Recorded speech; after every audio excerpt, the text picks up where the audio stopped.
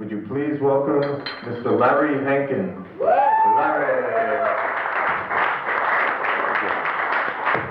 Thank you. Another time, this is another Sometimes Jones story. Another time, Sometimes Jones was in love.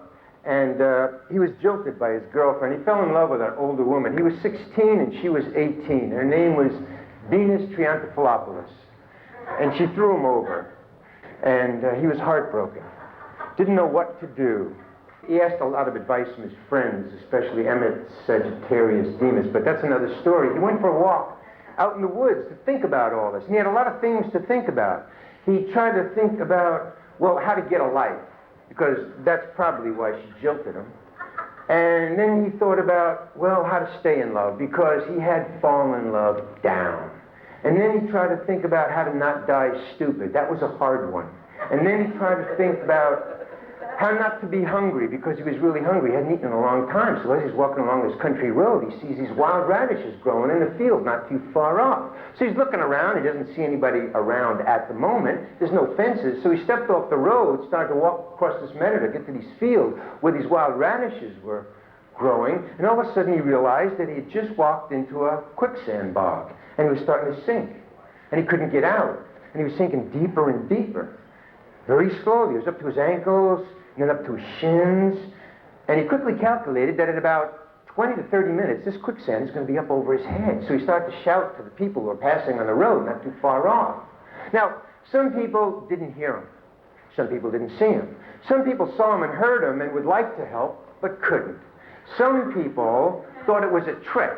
Some people thought it served them right. And some people thought it would be very good for his character if he got out all by himself. All of which left Jones to sink deeper and deeper, and finally it was up to his waist. He wasn't getting out, and he wasn't liking it. As a matter of fact, he was hating it, but he was hating the people more. So as he was calling for help, he was starting to curse them. So sometimes Jones would be stuck in the quicksand up to his waist, and he'd be yelling, "Please help me, you stupid shit for brains!" Well, when the quicksand was up to his neck, he thought, maybe this is counterproductive. Now, just as he had that thought flash through his head, a good Samaritan came walking down the road, and he saw Jones, and he saw that Jones was stuck in the quicksand, and he knew that sometimes Jones was in dire trouble. So the good Samaritan immediately took up a collection. Well, in about 5 minutes, the good Samaritan collected $5,000. Now, being fair as well as good, the good Samaritan took $1,000 for all the help and time, put it in his pocket, but the $4,000 that was left, the good Samaritan took, put in a leather pouch, and threw to Sometimes Jones right in the middle of the quicksand bog. Landed right by his ear. And then he went down the road to do some more good deeds. Now the quicksand is getting up to around his Adam's apple, and Sometimes Jones starts to think, maybe I'm going to die here. That thought had never occurred to him before. I'm going to die here. And so he was kind of looking around, and as soon as that thought really grabbed hold, he saw a thief running down the road from this end, and he saw a rich man in a blue nylon jogging outfit jogging down his morning constitutional from the opposite direction. And the thief and the rich man crossed each other just as they crossed in front of Jones.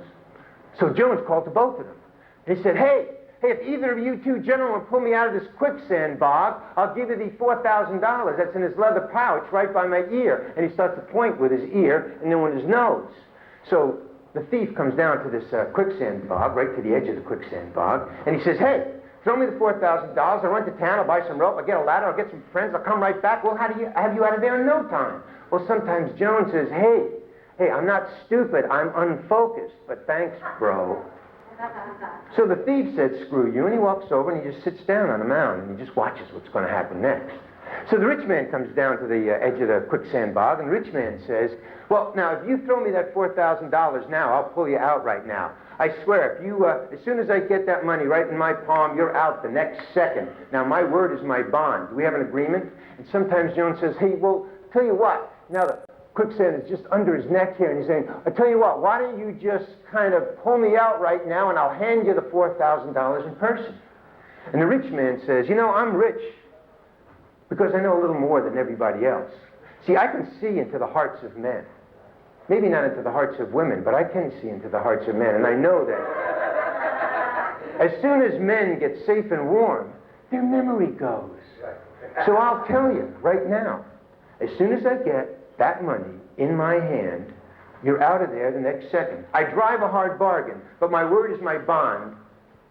Do we have a deal? So sometimes Jones, who had no leverage whatsoever, quickly pulled out one arm, and he reached over and he got the leather purse and he threw it up onto the solid ground. As soon as that pouch hit the solid ground, the thief ran over and grabbed that pouch and ran away before the slow rich man could stop him. So the rich man just turned around and started walking away. And sometimes Jones says, "Hey, where are you going?" And the rich man said, "As soon as that pouch was in my hand, I drive a hard bargain, but I stick to the agreement. That's why I'm rich. And you're stuck in quicksand. But I wish you all luck in the world." And he turned around and continued on his morning job. So now, look, quicksand is right up to his lip. And sometimes Jones is convinced now that he's going to die. He's spitting sand. And he thought he's going to die. He might as well make his peace with his Lord. And as soon as that thought went through his head, he saw a priest coming down the road. And this priest saw Jones and saw that Jones was just seconds away from the warm, soft breast of death. So the priest ran down to the edge of the quicksand bog and immediately administered last rites. Sometimes Jones said, "Please, pull me out." And as the priest prayed, the priest said, "Hush, my son, the Lord moves in mysterious ways." And sometimes Jones yelled, "Damn you, and screw your Lord!" And suddenly the sky grew dark, and thunder cracked, and lightning flashed across the horizon, and wind blew dust and dry leaves into the priest and Jones' eyes. And then fat raindrops started to plump into the dry, dusty road, and the priest ran off to the safety of his parish. And sometimes Jones thought, "This is it." And yes, it was.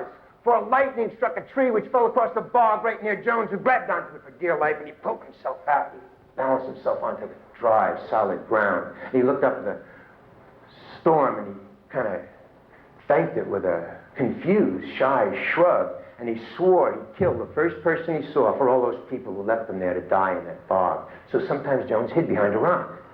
And sure enough, about a couple of minutes later, a man comes walking by, and sometimes Jones jumps out from behind the rock and chokes him to death with his bare hands.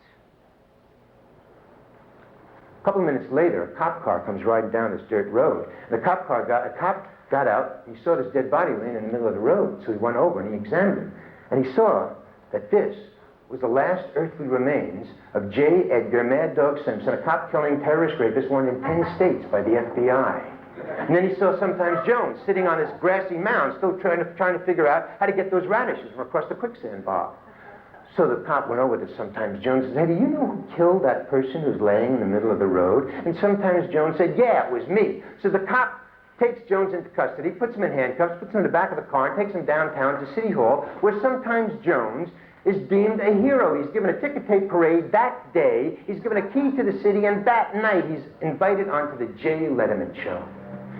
As sometimes Jones is sitting on the couch, Jay says, "Hey, sometimes, exactly how did you capture this cop-killing terrorist rapist wanted in 10 states by the FBI?" And sometimes Jones reaches across the desk and chokes Jay to death with his bare hands. It's seen by 27 million people right before the second commercial half-hour break. Well, the audience riots.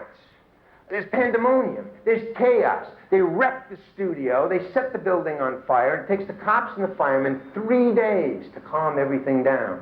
And to this day, there's still thousands of people who don't understand why a true American hero would kill a famous late-night TV star. The end.